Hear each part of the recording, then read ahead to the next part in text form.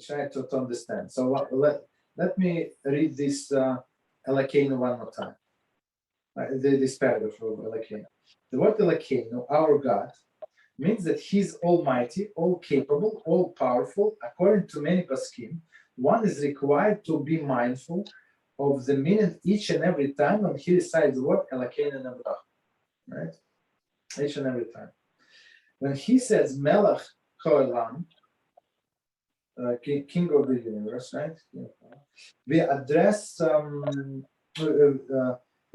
fact that not only did Hashem created a particular item that we are about to eat, but He actively managed its location and distribution. Figuratively speaking, the Creator stamps every apple with address and of the person for whom it is intended.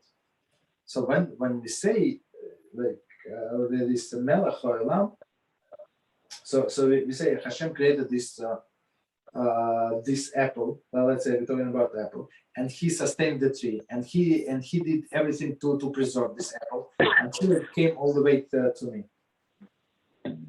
Yeah, you understand? So it's when we say this blessing, we have to have the complete picture in mind. Okay. So let's see, did I miss anything? Okay, continue. In a closing phrase of the bracha, the form of the verb indicates that the action took place in the past and currently taking place. Okay, so for example, the word borei does not mean he created, but rather he created and continues to create. So I mean, in English, there is no such a thing, but okay, you read. So okay, so borei meaning that he created and he continues to create.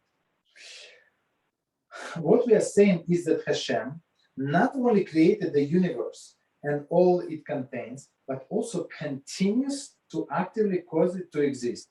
So that's a very important principle in Judaism, that Hashem recreates the whole universe like every second, right? And everything, every second. If for a fraction of a second, He, meaning Hashem, were to stop or willing everything into being, so of course he does not create like in a physical sense, but will, just in his mind. Whatever it means, in his mind, he's willing, whatever it means, we're not going to go into it now, right? So if he, for 1 second, decided not to will, so everybody is going to stop, basically. The whole world is going to stop, right? Then people, matter, and the entire universe would simply disappear into nothingness. Okay, that's if he would stop for 1 second. So there is one commentary. This concept of what would happen if Hashem were to stop willing us into existence is best illustrated by the following example. An old man is having a dream. In his dream, two people are having a conversation. Okay, so let's see.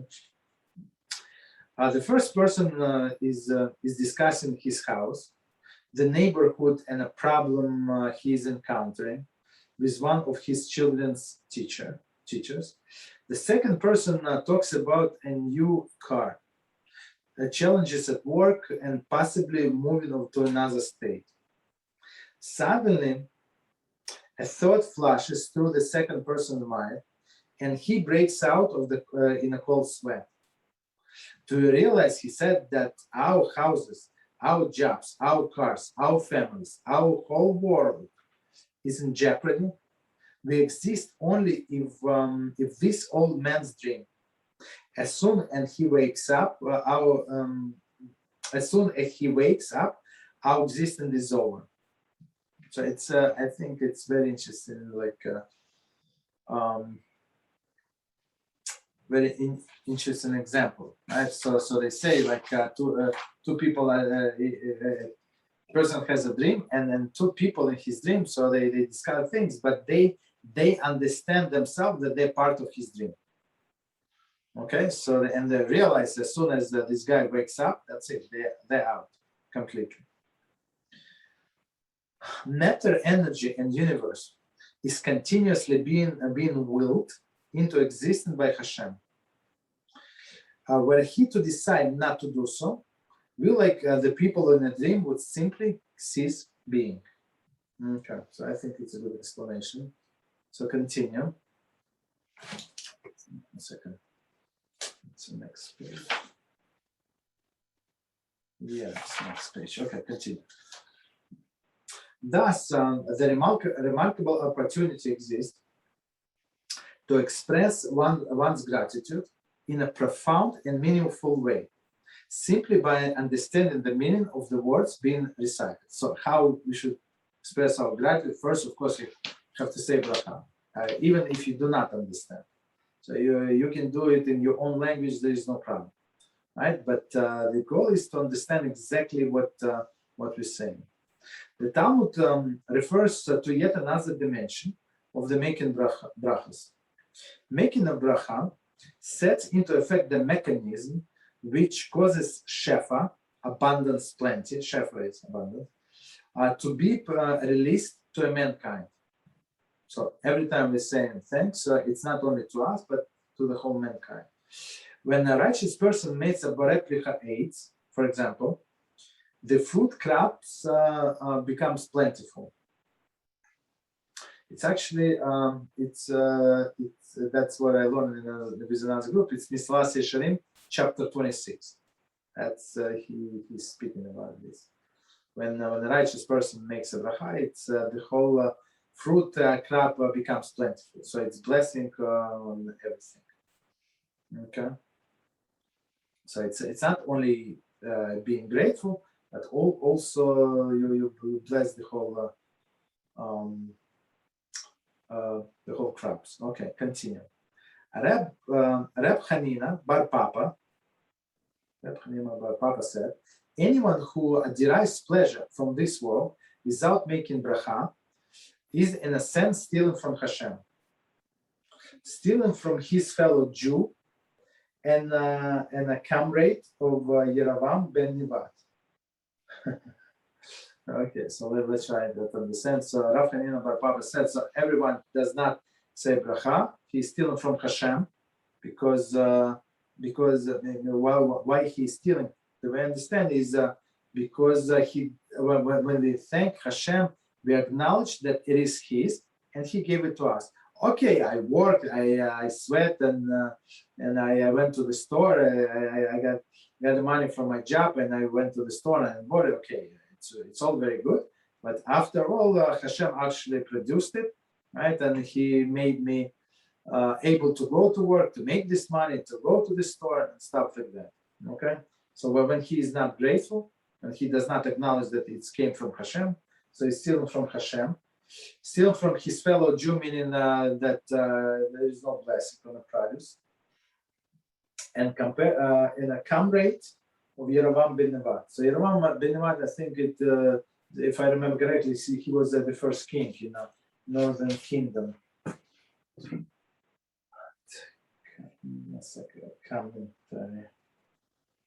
Yeravam, one of the Shlomo's ministers, became king when the large part of the nation revolted against King Shlomo's son.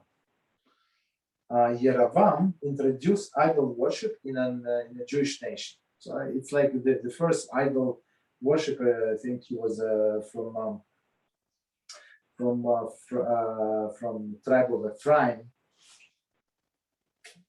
Right, and I mean before that, in times of the Shlomo, so everybody were religious, but this guy, it's a long story, but basically he introduced the idol worship because he was afraid of his position if people would go to Yerushalayim. Okay, so continue. Yeravam's philosophy, many autonomous forces govern worldly events. So he said there is not only Hashem, but there is some other forces. These forces were not subject to Hashem direct control. When one takes food without making a bracha, he's demonstrated that he subscribed to the similar philosophy. Right? So he said it was Hashem and plus the golden calf and other things. So basically there are many things that govern the world. Okay, it is as if he is saying that the food evolved naturally. He's declaring that autonomous force called the nature, rather than direct management of Hashem, produce the food which he is eating. So nature is a part of Hashem. Teva, right? I think it's Teva is nature. I think it's Gematria is 72 or 71, but we count as 72, which is the name of Hashem. Yerovam is synonymous with one who transgresses and causes others to transgress. So meaning that he put these two golden calves, one in the south of his kingdom and one in the north, all the way in, I think it was in Dan's territory, and people worship them. Says Rashi, a person who do not make a bracha invariably causes others to do the same. Maybe they see him not making the bracha. I'm not sure what, but that's what I think. Okay, so continue to see. Where is this? One second. By neglecting to make a bracha, he not only withholds the expression of gratitude due to Hashem, he also causes the flow of the abundance to be withheld from his fellow Jew. Okay, so it's not only he being ungrateful; it's as they say, all other people also suffer. So the way I understand, so when Hashem created this apple was not created by itself; it was created on an apple tree. Right, so and many other people were supposed to benefit from it properly until this guy decided not to say bracha. Okay, continue. Many people aspire to become Yirei Shamayim. So aspire meaning that many people want. They found this idea like very, very interesting. And that's what they want to do. Aspire to become Yirei Shamayim. Chazal analyzes the passage. And you, Israel, what does Hashem ask of you? But to fear Hashem your God. So, I mean, yeah. So, I think it's Moshe speaking. So he said, what, like, it's only a small thing. Well, what Hashem wants for just to be God-fearing people. What else? I mean, it's such an easy thing. So I think our Rashi or I think it's Rashi explains. So since he was on such a great level of God fearing, so for him it was so obvious. I mean, we have to work on it because, as Rabbi Reuben said many times, fear of God is not is the only fear that is not natural to a person. All the other fears are natural. We're afraid of I don't know, bugs, spiders, or snakes, dogs, like I don't know, wild animals, all of the other things, terrorists, all of the viruses and stuff like that. It's all natural, but afraid of Hashem is not natural. So that's why people have to work on it. But for Moshe, it was obvious, right? So, right. So he one more time he said, "And now Israel, what does Hashem ask of you, but to fear Hashem your God, and derive from it that one is obligated to make at least 100 brachas a day." Right. Okay. Continue. Thus, the frequent act of making a bracha, when done correctly, is a foolproof means for the instilling in oneself yiras shamayim. Okay, so it's all connected. So 100 brachas a day. Others say is 100 blessing came from David actually, right? When people were dying, so he instituted to say 100 blessings.